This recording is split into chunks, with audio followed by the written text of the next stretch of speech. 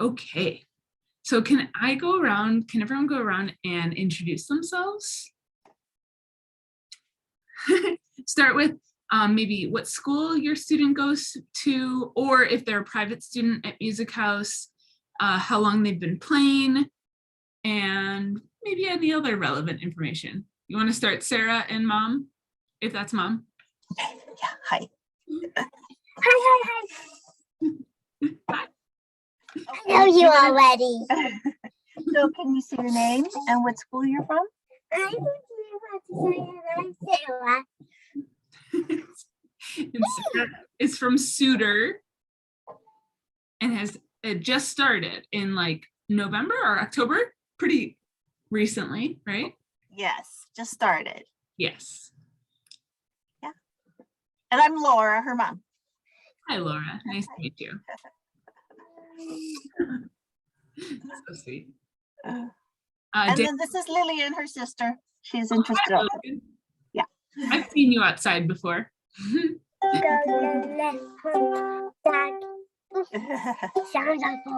do you want to go?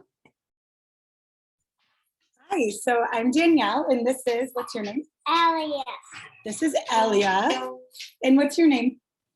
That's Shayna, Elia's little sister. Ellie, can you tell her what school you go to?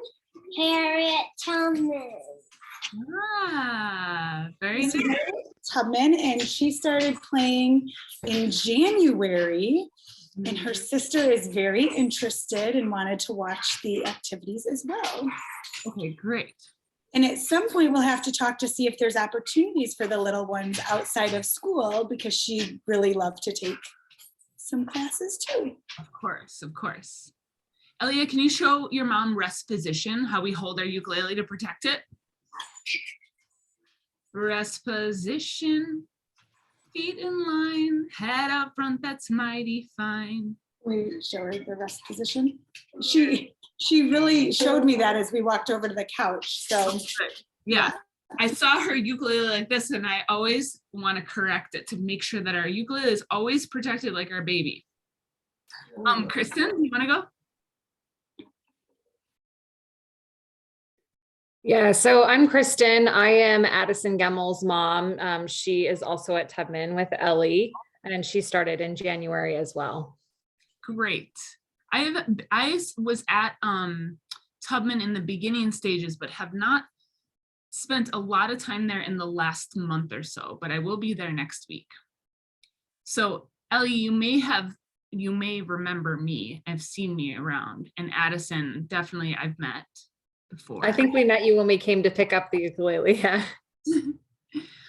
So this session is mostly for parents, but we are going to sing some songs. So definitely kids are going to be engaged, but they might get a little bored. I'm not going to cater everything to kids. So definitely welcome to stick around. One of my favorite things for kids to do is just teach their parents. And that really helps for them to feel engaged in new ways. Obviously, like giving them a little bit of control is really important. This says violinist, but it is supposed to say ukulele students. Ukulele.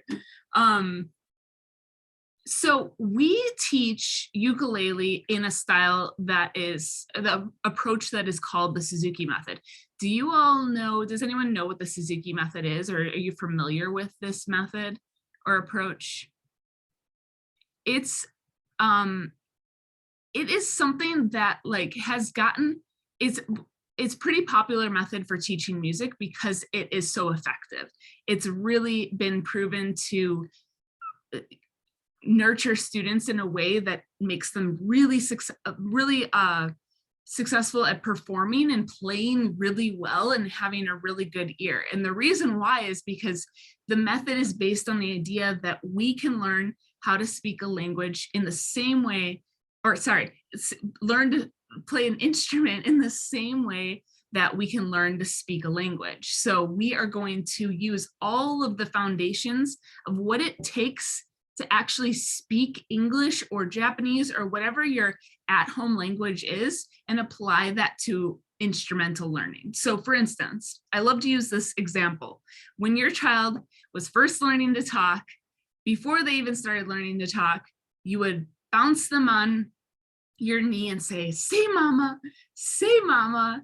And then they say it and you're like, ah, you said it. And you're like through the roof. You want them to say it for grandma and for their aunts and their uncles and for their dad and their whoever. You want them to say it for everyone. So they're getting a lot of repetition. They're getting a lot of praise for simple, very small steps. And they are getting a lot of attention for it. But not only that, you have been teaching them how to say it, and they've been listening for the first year of their life. It has taken them 9 months to 12 months to start verbalizing things. But up until that point, they had been listening to everyone in their house speaking this language. So how can we do this for our ukulele students and our violinists and our pianists and whoever plays an instrument in their house? Well, we can play our recordings on a daily basis. We have Suzuki recordings that I'm going to share with you after this session. And these reference recordings will help us to create the environment for your child at home, for them to be immersed in this language. And the more that they hear it, the more that they can essentially become their own teacher. And the only reason why they become their own teacher is because they have a foundation, a basis. This is the world's first reusable cotton swab. It can remove. Of course, it's an ad. They have a foundation for what, oh man, I don't want to claim any offers. They have a foundation for what they are supposed to sound like, and they can adjust and fix themselves if they hear that the note is wrong or the rhythm's off or something isn't quite right. No one has to be like, nope, that's the wrong note, or let's do that again because it's the wrong note. They will have heard it so much that they know what it's supposed to sound like. So we have these recordings, and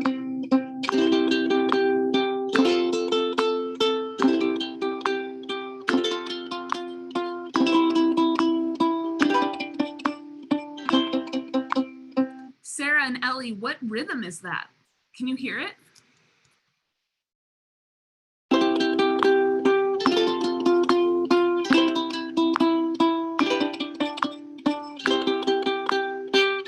Do you know? She doesn't think she remembers that one. Okay, listen again. What rhythm is that?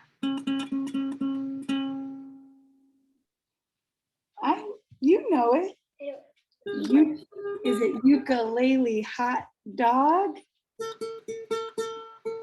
So I like to think of that first rhythm as being like the mama, because eventually we're going to start putting sentences together.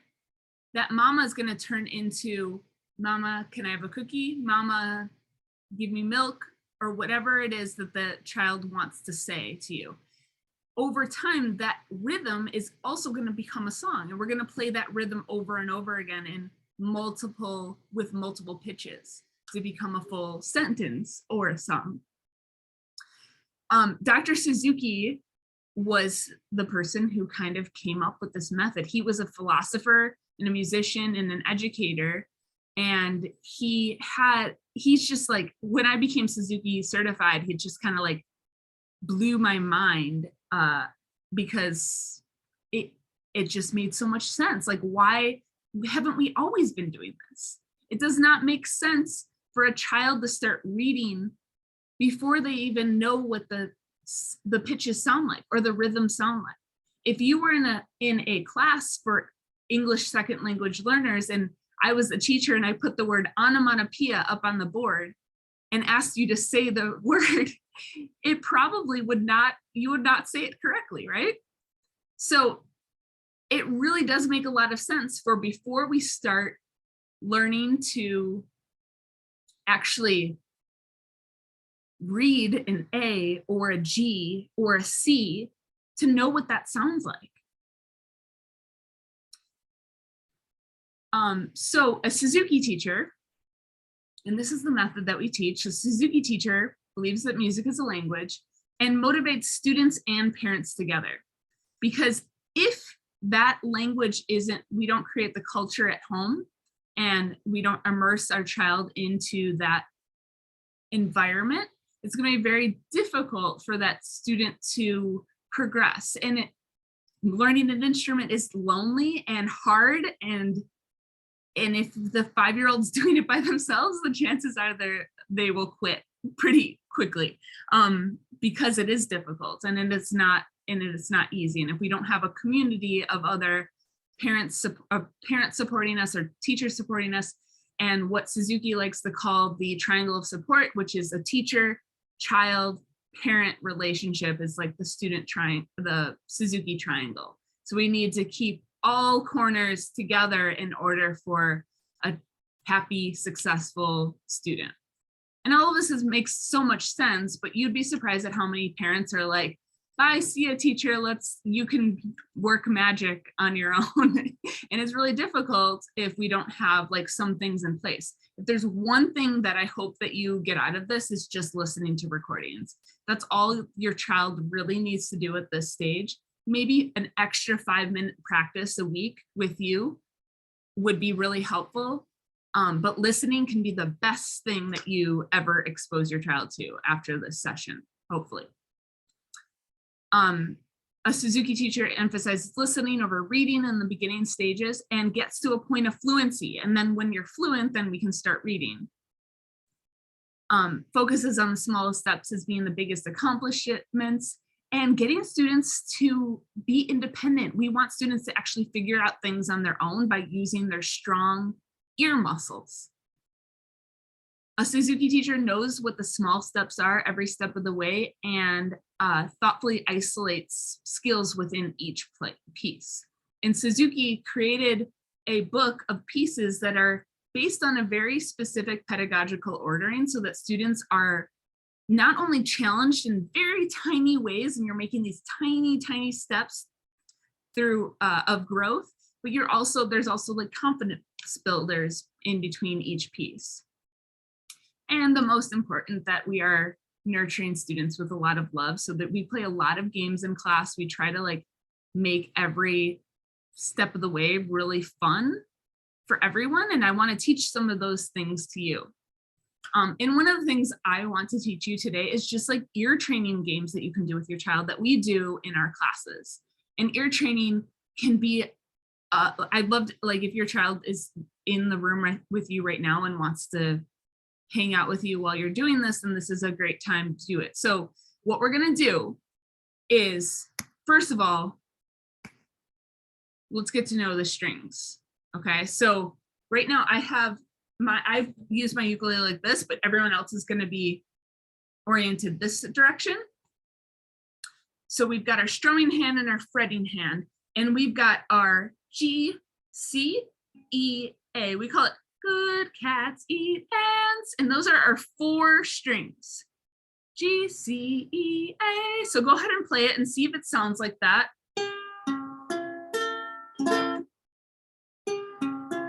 I might be a little out of tune. Does everyone sound like that? G, C, E, A. So what I want you to do is, I'm going to play a note. I'm going to play either G or C or E or A. And what you're going to do is you're going to use your ukulele to try and find the note that I just played, and you're going to guess, okay? If you want to do this with your child right now, then maybe they close their eyes and you try it together. But I'm going to play a note, and you can use trial and error to try and find and match the note. So here's the first note. Can everyone hear it okay?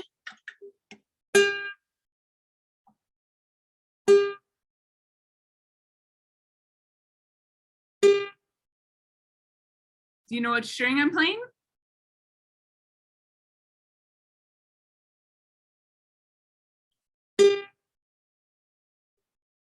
I think you found it. Kristen found it. Yep, it's the G string, right? G. Okay, now, Ellie, you're gonna play one for all of us. and we're gonna try and find it. Your mom too. Can you play one? Pick a string. Okay. Do it again.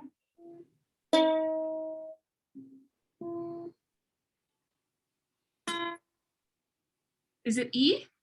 Yeah. Okay, our ukuleles sound a little bit different.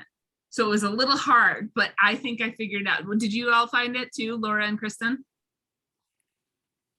Okay, so that's a great game to do where you like go back and forth. They close their eyes and they try to find it. And what we're doing with this exercise is just getting them to audiate. So I like to make kids like press the record button in their brain, press record, and try to memorize that note and hold it in your head. Because the more that we can get them to hold that note in their head or that pitch, the more that they're going to start to hear the pitches and rhythms and everything in their head that they need to be able to play in order to play whatever song successfully. So the more we do these little exercises, the more likely it'll be for them to, if I were to play, and they would be able to play that right back to me.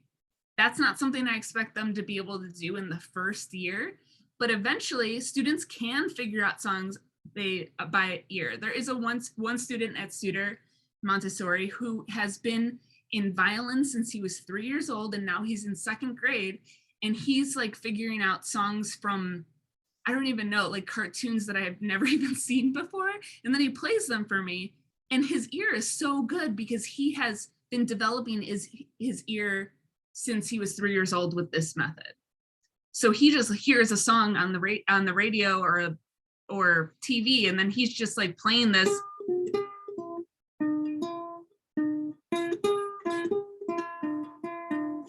And I'm like, oh, that sounds like a song. It sounds like it's something, but I don't know the song. So that's a good like first level game. So we've got all these strings, and this is our first song called Good Cats Eat Ants. And it's just a song to get to know the names of the strings. So it goes like this. I'm sure you've heard it before. Has everyone heard the song at home? I was walking down the street. I saw 2 cats I'd like to meet. And they simply said to me, good cats eat ants. Shh, shh, G-C-E-A. And it's just the simple strumming song, no fingers necessary, where they learn how to strum and learn the names of the strings. Another thing that they're doing in a group class is they're learning how to strum together, like have that steady beat, which is a really valuable exercise. Now, the cool thing about ukulele, and one of my favorite parts about Suzuki-based ukulele is that it's so accessible. And not only is it accessible, it's easy to make a good tone on almost any note, but it lends itself both to strumming and single note melodies.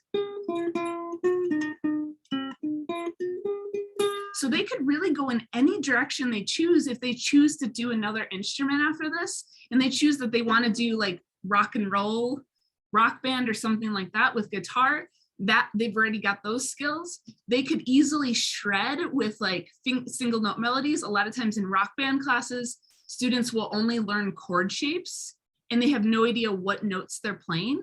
In these Suzuki ukulele class, they're gonna learn, not only learn all the notes on their fretboard and on their neck and how to find them, but they're gonna develop that ear that is necessary for them to become musicians.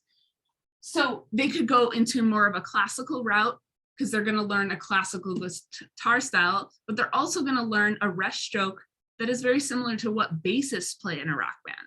So we're setting a foundation that is really sets them up for like multiple avenues after this. And it's a stringed instrument. If you learn one stringed instrument, it is very easy to pick up other ones. I'm a violinist first, but I play guitar, ukulele, flute, piano, and many of those instruments I picked up later on as an adult. So let me get back to my slides. Today in this session, we are going to learn the first 3 songs that your student learns. And the main thing that we're going to learn is something we call the Twinkle sandwich and the Twinkle variations. And I find that this is a huge mountain for a lot of students to climb. But once we get over that mountain, it gets a lot easier after that. We have to build the momentum. And if you're on board helping them build that momentum, it becomes a lot easier after we get those twinkles done.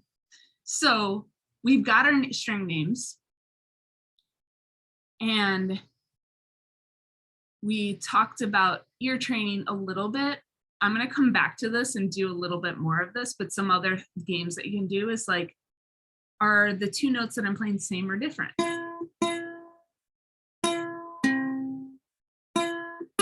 You'd be surprised, a lot of kids who have not developed their ear muscles would maybe hear these 2 notes, or can you hear those 2 notes? And say they were the same. Or they hear just 2 of the same notes in a row and they assume they're different. So that's another good way of doing it. And we'll go over it up the scale or down the scale after we learn some more notes. Do we have any left-handed students in here? Okay.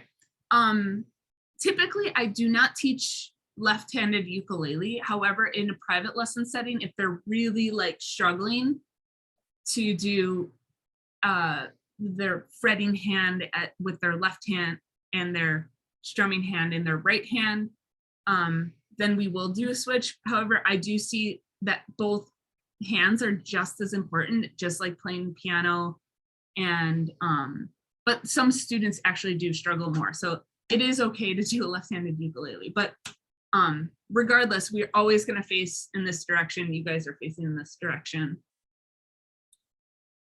So we've got our twinkle variation rhythms, and you all know ukulele hot dog because we just went over that. But we also have ice cream cone, down pony, up pony, strawberry, blueberry, and Mississippi is a river. And these are our 5 rhythms plus our twinkle twinkle theme. And we are going to play Twinkle Twinkle using all of those rhythms, just like you kind of heard in the beginning. So what we're going to learn today is how to do a rest stroke. Have you seen your child do this rest stroke before? Okay, so we're going to learn that right now, and we're going to apply our rest stroke to all of these rhythms. So the rest stroke is a very strange thing. Sometimes we call it a walking fingers because your fingers are going to be basically walking on the strings. A lot of people and kids too want to clamp their fingers like this and do more of a free stroke type of thing, which is a thing. It is a thing that guitarists do and ukulele players do, where they have more of a claw. What we want is our fingers to kind of collapse and sort of be straight, and they're gonna kind of press down on the string and land on the string behind it. So you're actually physically resting on the string above. So everyone try that.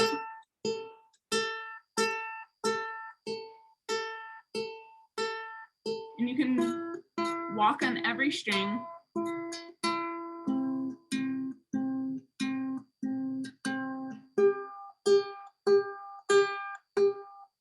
And you can see my fingers, my joints are collapsing a little bit.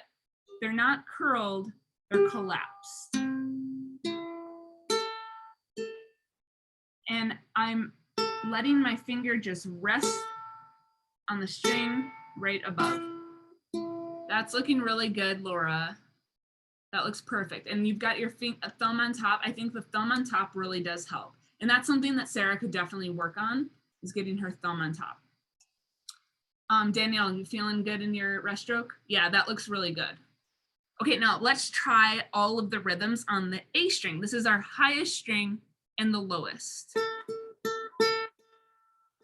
Okay, this one's a little tough because you got to move those fingers fast. But we're doing, are there any musicians in this room? No? Okay. So I won't use musical. I won't tell you what the notes are. We'll just learn it like the kids do. Ukulele, hot dog, open A, ready, play. Ukulele, hot dog. That looks really good. Okay, now we're gonna do ice cream cone. Ready, go. Ice cream cone. This one is a really tricky rhythm. We sometimes say ice cream cone, but it's kind of like this, the note rings out. So it's ice cream, or no, ice cream cone, because the note is ringing. So ice cream cone, open A, ready, play.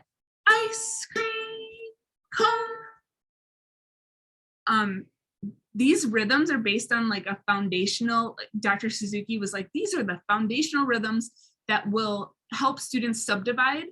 So the rhythms subdivide into a steady beat, and will also be foundational vocabulary for future repertoire. So some of them are tricky, but they're all very capable of doing them. Now, down, pony, up, pony, open A, let's try it, play. Down, pony, up, pony. That looks really good. Is everyone getting that? Okay, now let's do strawberry, blueberry. This one's very similar to down, pony, up, pony, but it's more like a 1, 2, 3, 1, 2, 3, 1, 2, 3, like kind of waltzy. Ready? Triplet, strawberry, blueberry, open A, ready, play. Strawberry, blueberry. That's looking really good, both of you. One thing I do want to address is that students will learn how to hold it up, and this is a really good exercise for students to do. I like to talk about their forearm being their strong spot. That it is the thing that actually holds up the ukulele up on their chest. And it will like create like sort of a line, but there are strong spots that musicians have to get. Like musicians will get like callous fingers. As a violinist, I have a little red spot here because it holds up my violin. So we do need to develop our strength in certain body parts in order to hold our instrument up. So this is our strong spot. Okay, last rhythm is Mississippi is a river, open A, ready, play. Mississippi is a river. And that was the fast one. And sometimes the hardest to get everyone to play it together. If they are singing it in their head, it's a lot easier. Did you guys find that you were saying it in your head in order to remember how many to play? Yeah, it was kind of necessary. So a lot of kids, they don't do that. And we have to kind of plant it in there by singing for them.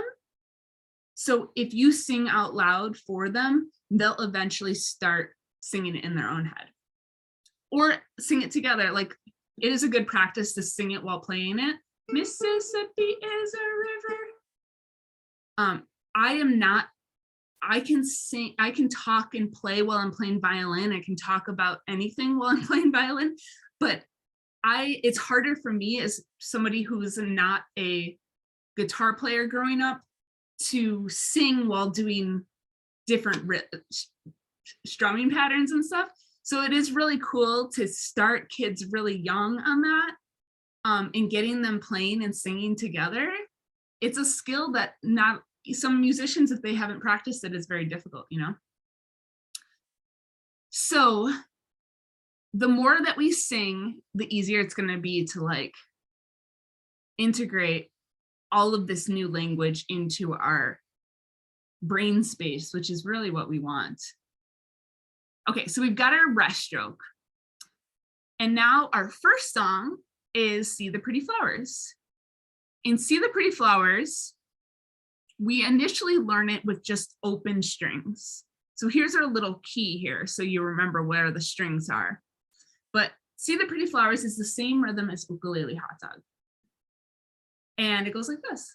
See the pretty flowers blooming in the garden. See the pretty flowers, red and green and purple. And this is a string crossing song where you're learning how to essentially feel the strings in your fingertips. We know that the G is way up here and A is way down here. We're going back up to the top and now feeling back down for C, which is just next to the G. So we want students to be able to feel as if they had no eyes, to be able to know where the strings are just by feeling it. And that could be a really good exercise for them too. Like, can you close your eyes and find the C string? Can you close your eyes and find the E string? Can you close your eyes and find the A string? Because if you're looking like this, then it's not really good for your neck, but also like you want to have a really strong understanding of all of the strings in your fingertips so you can pay attention to your fingers on this side. So this one's very simple, but we're going to try it one more time together. Starting with the top string, G, ready, go. See the pretty flowers. Now go all the way down to the bottom, A, ready, go. Blooming in the garden. Back to G at the top, ready, go. See the pretty flowers. Now to C, second string, go. Red and green and purple. And that is our first song. Now we're gonna jump right into our first note, which is, I like to say first finger, first fret on the E string. And I do that call and response with students so that they can really process that we're not putting our second finger on the first fret. We're not putting our third finger on the first fret. We're putting our first finger. And we really want students to, for efficiency's sake, always have first finger, first fret, second finger, second fret, third finger, third fret on each of the strings. So our first finger, first fret on the E string. And I want you to just point out that I have put this little dot here really close to the fret. So the fret is the metal bar that goes across. This is like the ideal place to put your finger. If you're putting it back here, it might not sound as good as it does when it's close to the fret. But we're not putting our finger on top of the fret. It's just like right behind it. Okay, so that's our first note. And that's called F. Now let's go back and forth between open E to F. Open E. And last time F. Good. And I just want to point out, Laura, you have a perfect like candy cane wrist here. Your fingers curling over. Kristen or Danielle, try to instead of having what we call pizza wrist, where it looks like you're holding a pizza, try to curl your finger onto the string using the very tip. It's hard if you have somewhat of a fingernail to do that, but having your thumb right behind the back of the neck, that first finger curled on, is going to help you to be very efficient. That looks great. So we've got our F. It's E. And basically, as you add fingers down, you're shortening the string, so you're getting higher and higher and higher. So the more fingers you add on, the higher it's going to get. So we've got our F, and now we know G, C, E, and F. And we're going to start putting a scale together. So in order to put a scale together between C and F, we need to fill in the blank with a D. So now we've got our D, which is our second finger, second fret on the C string.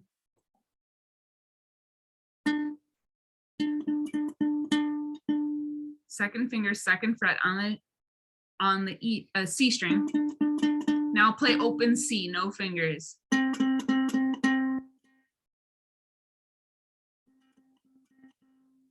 Now second finger, second fret, D. Now open E. This is the yellow string. Now first finger, first fret on the E string is F. Now let's go back down the scale. F again. Open E. Second finger, second fret on the C string, D. And then open C. How did you guys do? I kind of went fast there. Did you get it? Awesome. Okay, you guys actually just played your first song. You played the monkey song. I'm a little monkey climbing up the ladder, climbing up so high to pick my pink banana. I'm a little monkey climbing down the ladder, climbing down so low to eat my pink banana. So this is a 4-note scale, and it will really help once we put this song and the flower song together. We essentially have all of the notes we need for Twinkle. We just have to learn one more note. So this is all you need, really. These 4 or 5 notes are all you need in order to put the Twinkle Twinkle together. So let's try it again together, starting with C, open C. Open C, ready, go. Second finger, second fret, D. Now open E. Now first finger, first fret, F. F again. I'm a little monkey. Now open E. Now second finger, second fret, D. Now open C.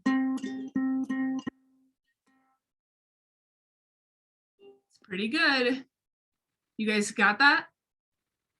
Okay. Now I'm going to do another ear training with you. So I want you to tell me, am I going up the scale or am I going down the scale?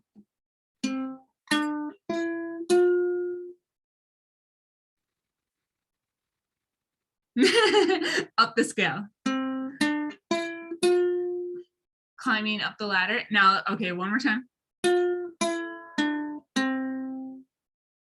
Good, good. Down the scale, yeah. Okay, now I'm going to make it a little bit more challenging, and I'm not going to do a full 4-note scale, but I'm going to just do 2 notes. Am I ascending or descending? Yeah. Good. Okay, so these are really good exercises to also do with your student, just to like get them thinking critically about what it is they're hearing. I have a super dumb question. I'm sorry. No dumb questions. Kind of like chaos in the house. So I'm No just to be clear, because I am not musical at all. I've never taken an instrument. So when you go up the scale, is that starting from the top going G, C, E, A?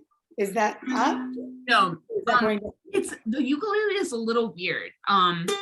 The top string is higher than the C. So our first scale is gonna be a C major scale, and the C major scale starts with C. It's really hard to start with a scale on G. I would have to play only on the G string because I would end up going up and then down. If you see what I'm saying?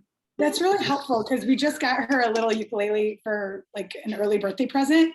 And I was like, is it tuned wrong? Because it's higher, lower, higher. And Yeah. Okay, so I'm glad to know that's supposed to be that way. So something I didn't really talk about is that the ukulele is it's not an instrument that is typically played in the style that we are teaching it. However, it is a great instrument for an average kindergartner.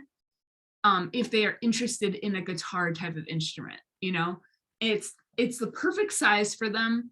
But that G at the top actually just helps create a better, like a nice chord if we're gonna put a chord together. We love to teach students just single note melodies to develop their fine motor skills, really, because if I were to ask Sarah or Ellie to put a 3-fingered chord together, they would not be able to do it. Even just like, this is challenging, 2-finger chord. So let's get our first 1 finger at a time, working. And I love that we, in this curriculum, we are not only doing chords, but we're also going to learn our scales and our notes, and develop our oral skills. So yeah, not at all a dumb question. It's something I should talk about. If you were going to try to put a scale together and started with G, it would be very challenging. Okay, for some reason, oh, it's because it wants me to be in full screen. Okay, so we've got our monkey song. Now I want to introduce our other G. Our other G is 3rd finger, 3rd fret on the E string. And it's the same pitch as the open G, but it's going to make things a lot more efficient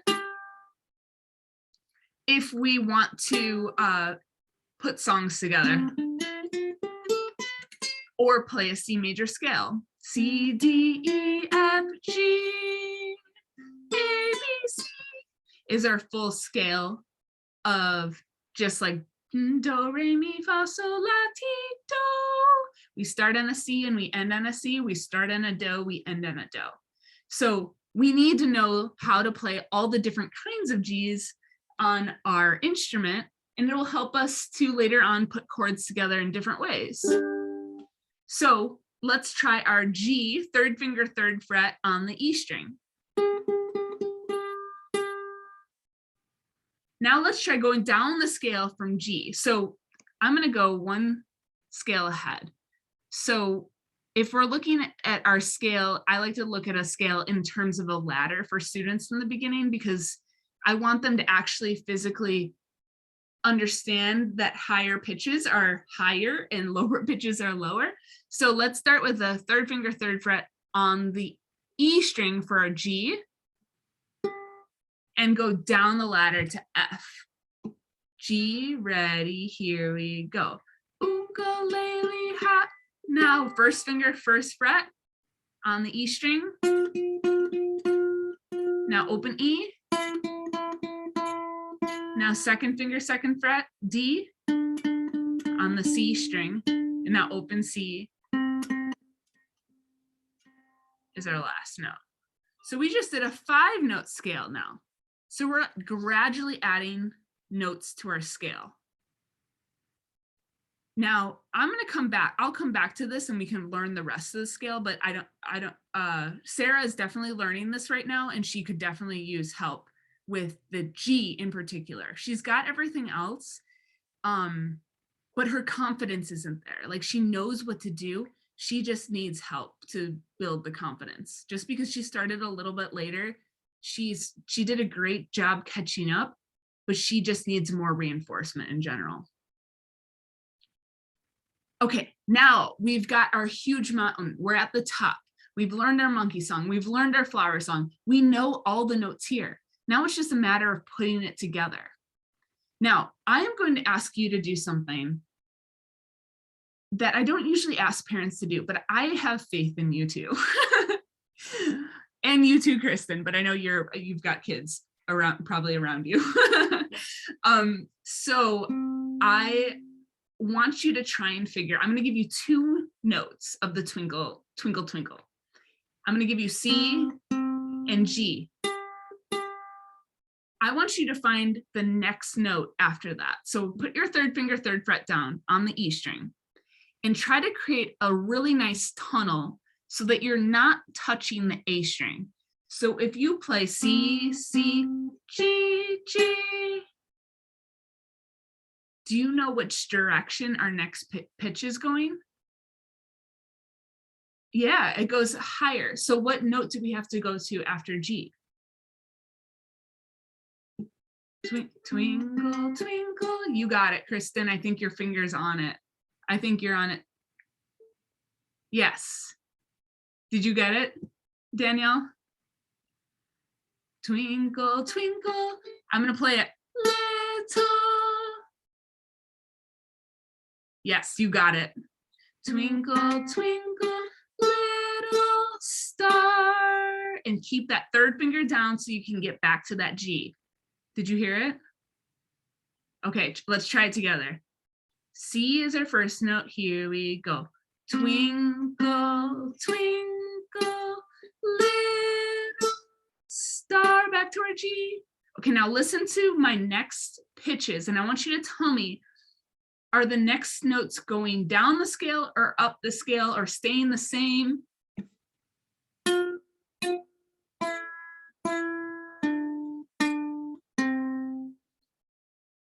They're going down the scale, but we've got repeating notes, right? So we're gonna go down the scale from G. We're gonna take a look at, I wanna take a look at the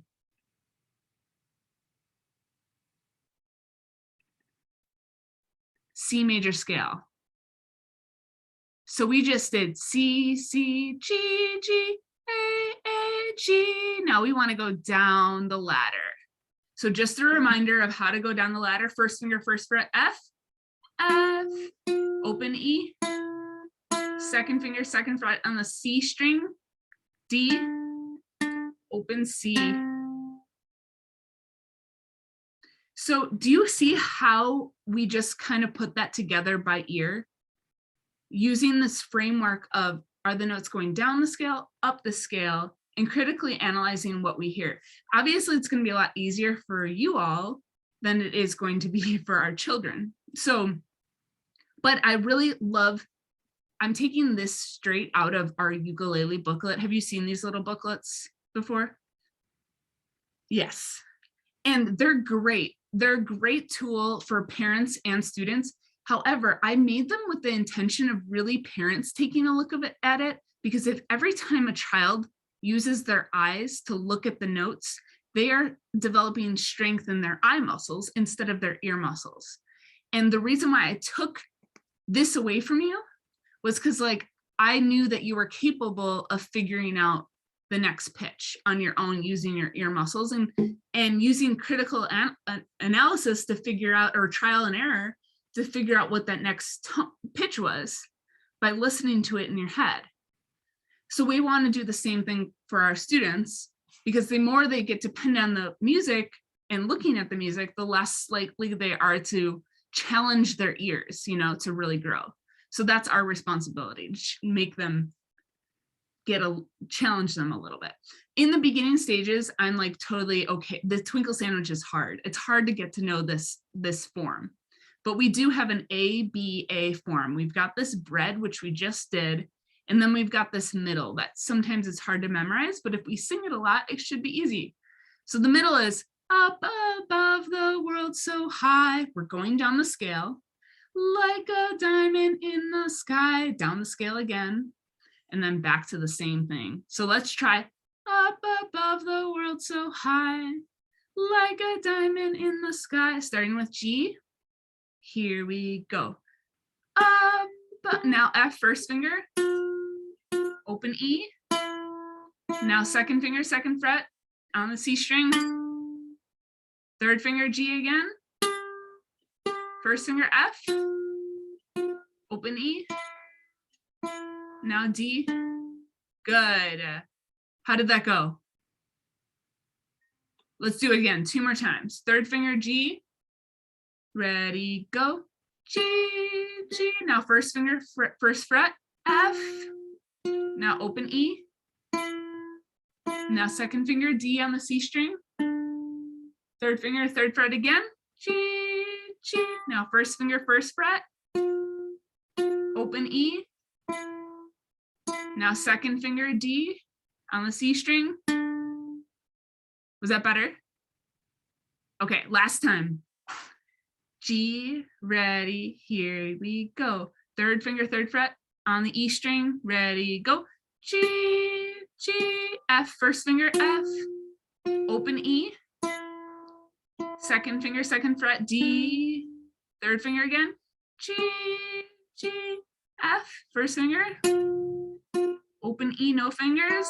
Now second finger, second fret, D. Do you hear how I'm kind of prepping you before we even finished? Because I really want you to get that second finger ready before I've even, while I'm playing that open E, it's a great time to get that second finger hovering over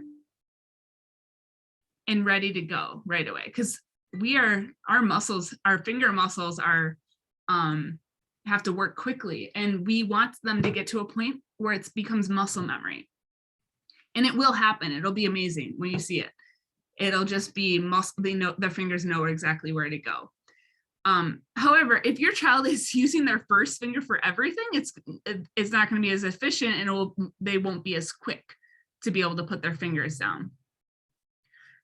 So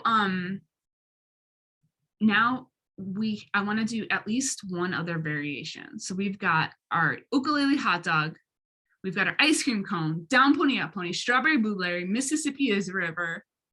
Which rhythm should we do second?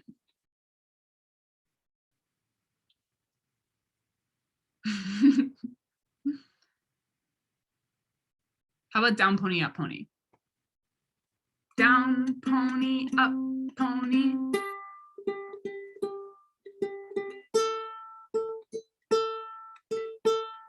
Ready? C, go. C. Wait, let's try something first. Put your third finger down. Get your third finger ready. Make sure it's a tunnel so that you can access that open A, and you can go from C to G to A without moving your third finger at all, because we're going to come back to that G. So that G should be planted. C, ready, here we go. Down, pony, up. Now G, third finger, G. Now open A, down, pony, up, pony. Now third finger, G again, down, pony, up. Now first finger, first fret, F, down the scale, F, F, F.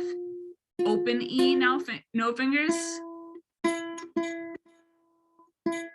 Second finger, second fret on the C string, D. Open C. Let's see if you can get your third finger ready to go. Third finger, third fret, G.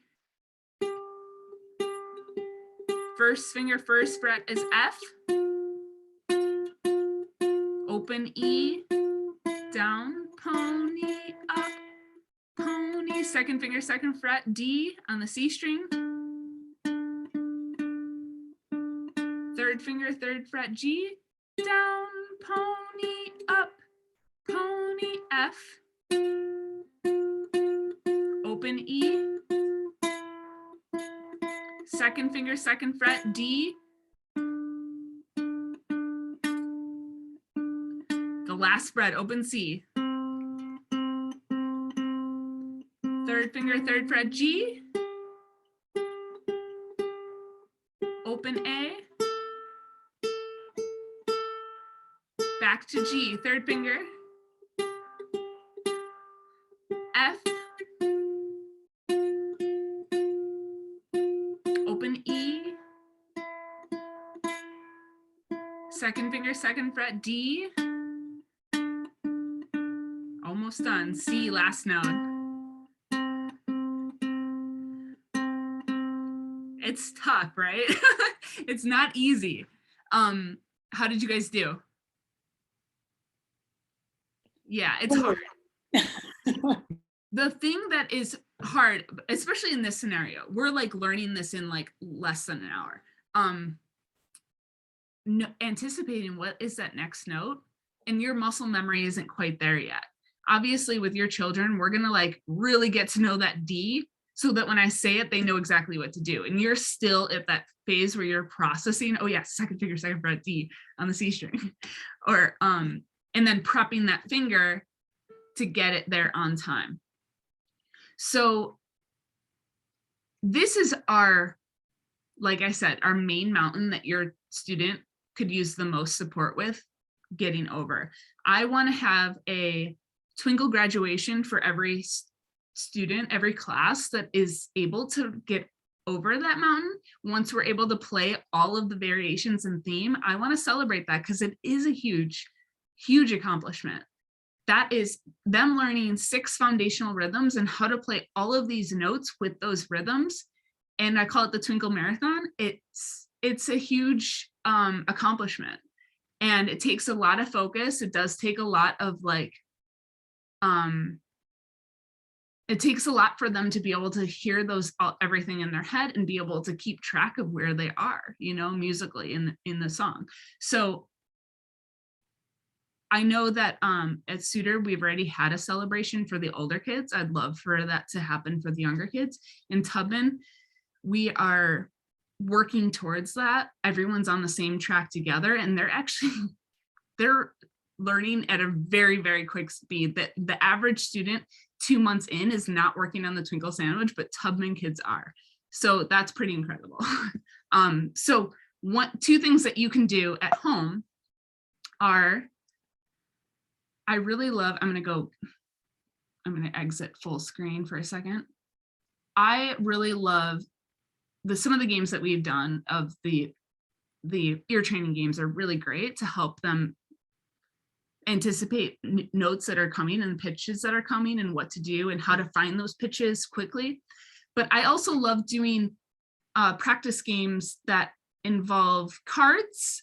I make my own cards. This is a giant sandwich that I've made where we're just practicing the middle of the sandwich over and over again with all different kinds of ingredients. I also love to make paper cutouts of things. At Suter, I brought Valentine hearts and they put them all over their ukulele and we played a Valentine type game. But my main game that I always come back to, I call the card game. And the card game is basically like, I get 5 cards and you get 5 cards. For every time that you play something according to the objective that I set. Let's say you remember to use your 3rd finger on your 3rd fret on the C string or the E string, you get one of my cards. And this can be a really effective practice tool because it not only allows students to see the trajectory of the practice, like the practice only lasts as long as you have all the cards and I have 0. Once you win all my cards, the practice is over. And they can also see their successes. This game will not work if I'm like, you have to remember this and this and this and this.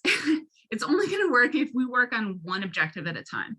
So what is a good objective? Maybe for Sarah, it would be you have to go down the scale from G to C.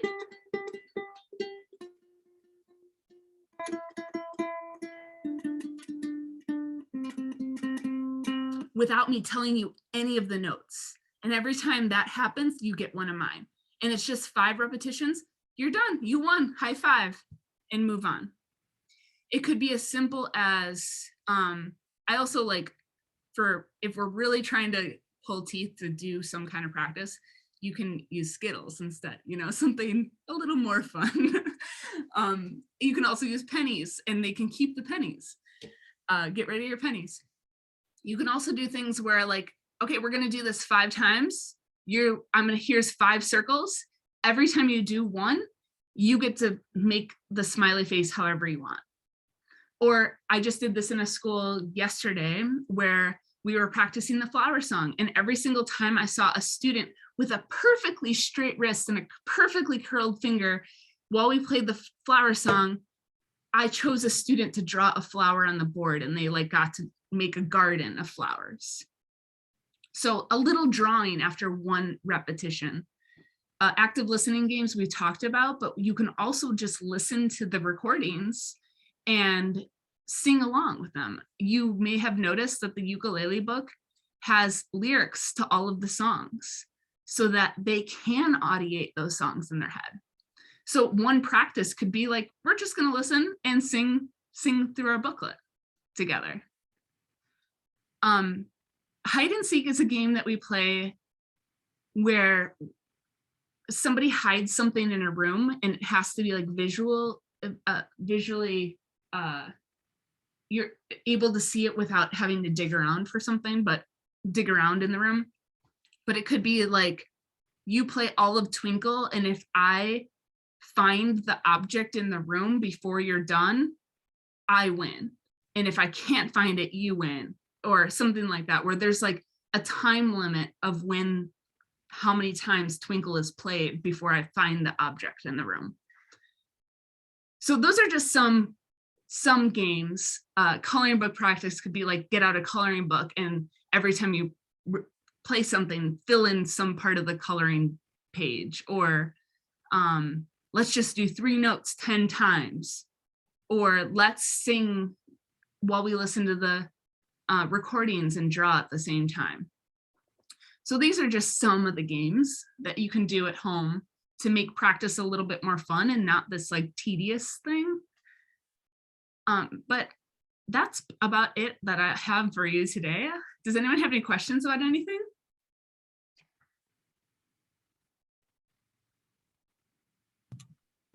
Thank you. That's great. You know, Sarah was complaining that her fingers hurt. Mm-hmm. And, you know, they're going to hurt. But I don't know if you have any advice on how to help her get over that hump. Yeah. Remember how I was saying, like, I call this the strong spot? Uh-huh. Well, I do this thing with violinists where I like inspect their neck, and I am like, oh my goodness, you have a strong spot on your neck. You are in the violin club. And I like, before that they even start complaining about anything being uncomfortable, I give them high fives. So it could be like, let's get stronger with pennies or Skittles. Every time you do a strengthening exercise today to get your fingers stronger, you get a Skittle or whatever. And treat it like you have to make your fingers stronger. It is going to be something, if she's already discovered that this is maybe something that lets her get out of it, or like, you know what I'm saying? It might be a struggle to get her to reel her back in, but I like to focus on strength or over like, let's see what we can do to make it easier. She could also be pressing too hard. But you could just focus on like one finger at a time. Let's only strengthen the second finger today. Let's only strengthen the third finger today. And that's it. High five, 2 minutes, we're done. Or 1 minute, we're done. And increase it over time, 1 minute and 15 seconds, 1 minute, 30 seconds, you know? And we're just gonna go back and forth between 5 times.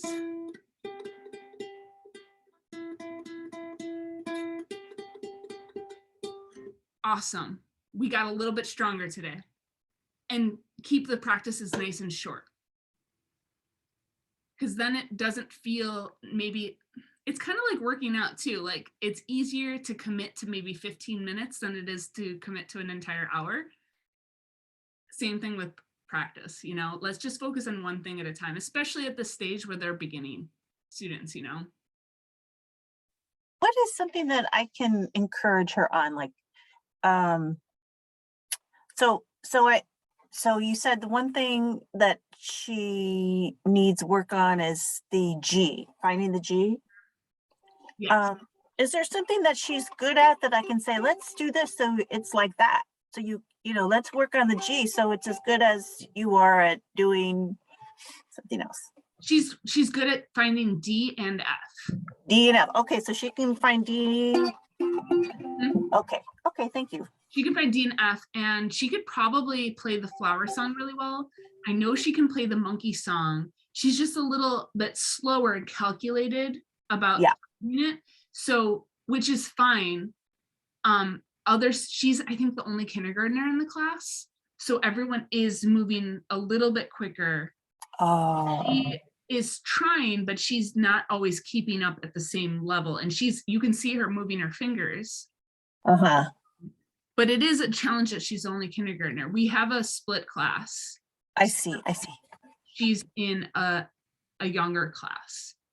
But yeah, she's good at monkey song and F and D, yeah. Okay, thank you. That's good to know.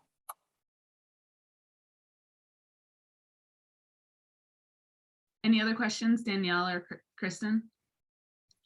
No, I just so appreciate this, honestly. Like when Ellie gets it out to play, she just kind of has fun with it. And I figure, well, at least she's having fun. I just don't know how to do anything purposeful. So this is really helpful. Okay, good, good. Yeah, it is good to still have fun. We want them to have fun. Yeah, and I agree. I think this is great. I'm really glad that you had this. Sorry, for my distractions that I had. Never apologize for kids being themselves. Yeah. Okay, Well, well, I have a technical question. So when you are you're resting on your forefinger when you're doing Yeah. open notes? yeah, I'm kind of resting on the side of my hand here. I didn't really talk about this too much because I just really wanted to get through the twinkles, but there are these positional things that we talk about. We call this the robot hand. It's kind of like the straight arm and the Oh, dino hand. So it's kind of like this, yeah. okay. Yeah. Okay. Okay. Thank you. And then the rest position like this. So at the end of all my classes, I always say thank you for helping me teach you to students, and that's just a very Dr. Suzuki thing. So I'm going to say thank you so much for being, it's really a gratitude thing. Thank you for paying attention or like being here, giving me your time, and being really good students. You guys were great. Thank you so much. Thank you. Yeah. Thank you so much. I'll see you soon. All right. Great. Thank you. Bye. Bye. Have a good weekend. Bye.